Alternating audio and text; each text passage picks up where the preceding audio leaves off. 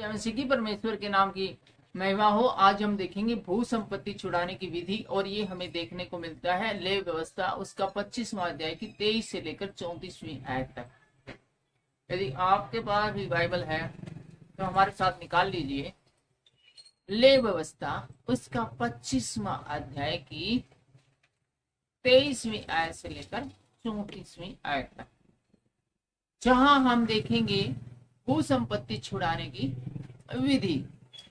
और 23वीं आयत इस प्रकार से हमें बताती है, भूमि सदा के लिए बेची न जाए। भूमि को टेम्परेरी तौर पर तो बेचा जा सकता है, लेकिन परमानेंटली भूमि को बेचने का अधिकार नहीं है। ये बात यहोवा परमेश्वर ने मूसा को बताई थी, क्योंकि भूमि मेरी है।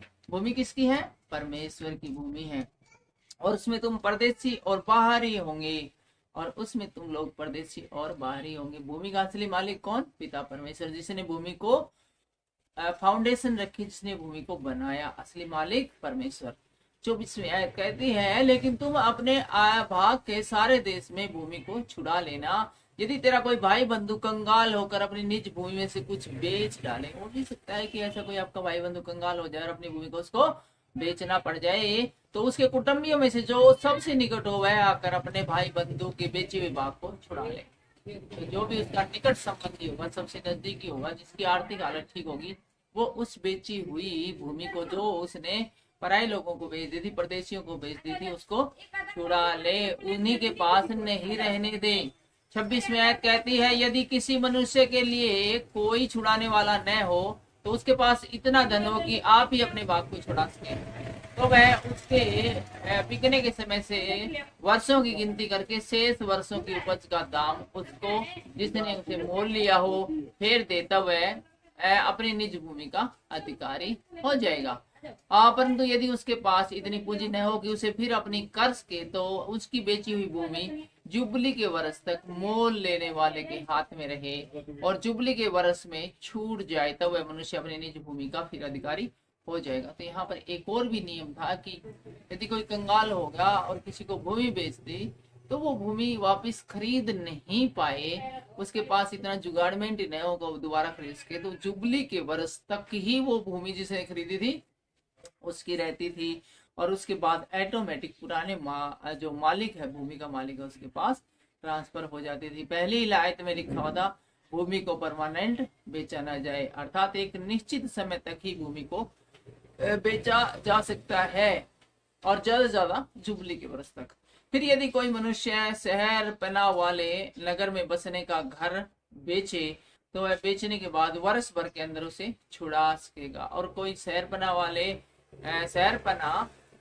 वाले नगर में बसने का घर, जो शहर पना वाले नगर है उसमें बसने का यदि घर है, कोई बेच दे, तो 1 साल तक उस बेचने वाले के पास ये राइट रहेगा, अधिकार रहेगा कि अपने घर को, उसका मूड चेंज हो जाए या आर्थिक हालत ठीक हो जाए, तो 1 साल तक उसको दोबारा वो उन्हीं दामों में वापस जिसको बेचा है उससे खरीद सकता है, वापस ले सकता है, छुड़ा सकता है।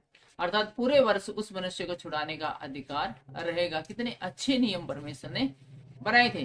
परंतु यदि वह वर्ष भर में नहीं छुड़ा पाए, तो वह घर जो शहरपना वाले नगर में हो, मोल लेने वाले का बना रहे, लेकिन 1 साल तक यदि वो उसे वापस नहीं छुड़ाता या वापस नहीं खरीदता है, तो उसके बाद उसका सारा राइट है वो खरीदने वाले के पास चला जाएगा 1 साल के बाद, और पीढ़ी पीढ़ी में उसी के वंश का बना रहे। और घर है वो पीढ़ी पीढ़ी उसी के वंश का बना रहे।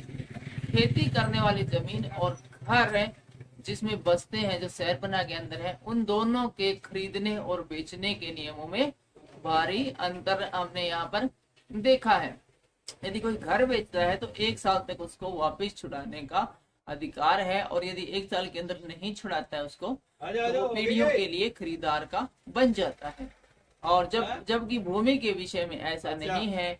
भूमि यदि एक बार बेच दी, तो उसको वापस पाने का अधिकार, उसको वापस खरीदने का अधिकार उसका बेचने वाले मालिक का बना रहता है। और यदि वो जुबली के वर्ष तक भी वापस नहीं खरीद पाता, तो ऑटोमेटिकली उसकी भूमि वापस उसको जुबली के वर्ष पर मिल जाती है, और जुबली के वर्ष में भी नहीं छूटे। लेकिन जो घर है वो जुबली के वर्ष में भी नहीं छूट सकता, वो परमानेंटली पीढ़ियों के लिए उसका हो जाता है। जबकि जमीन है, खेती लायक जो जमीन है, वो जुबली के वर्ष में ऑटोमेटिक पुराने जो जमीन का मालिक है उसको ट्रांसफर हो जाती थी।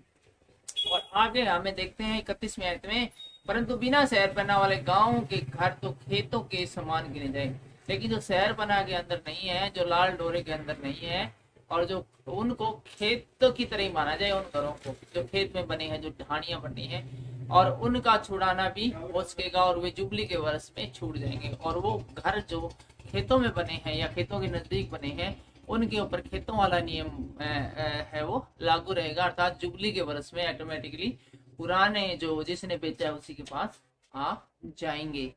और आगे लिखा, फिर भी लेवियों के निज भाग के नगरों के जो घर हो उनको लेविय जब चाहे तब छुड़ा सके। लेकिन लेवियों के जो घर है उनके बारे में ये नियम लागू नहीं होता, वो जब भी अपनी मर्जी है अपने घर को वापस छुड़ा सकते हैं, वापस खरीद सकते हैं। और यदि कोई लेवी अपना भाग न छुड़ाए तो वह बेचा हुआ घर जो उसके भाग के नगर में हो जुबली वर्ष में छूट जाएगा। और लेवियों के लिए एक और नियम है कि यदि वो छुड़ा ना पाए अपने घरों को, तो जुबली वर्ष में ऑटोमेटिकली उसका घर उसको वापस मिल जाएगा, क्योंकि इजरायलियों के बीच लेवियों का भाग उनके नगरों में ही है। पर उनके नगरों के चारों ओर की चराइयों की भूमि बेची न जाए, क्योंकि वह उनका सदा का भाग होगा। तो फिलहाल के लिए इतना ही, मिलते हैं अगले वीडियो में, जहाँ पर हम देखेंगे कंगालों को उधार देना। सबको जय मसीह की जय।